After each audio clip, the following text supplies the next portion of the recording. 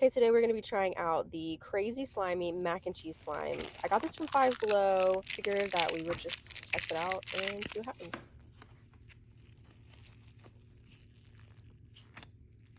So it doesn't feel like super bad here.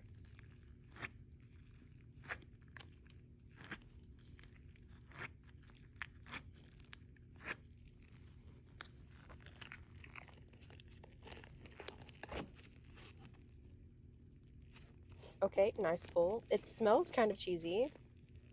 See all the little macaroni pieces there. First impression, it's okay. Like feels pretty overactivated if I'm being real. And those pieces are not staying in. I mean, you can clearly see that.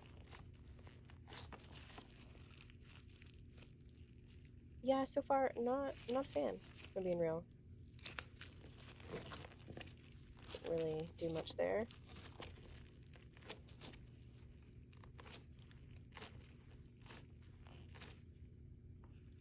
Oh look, a little runaway.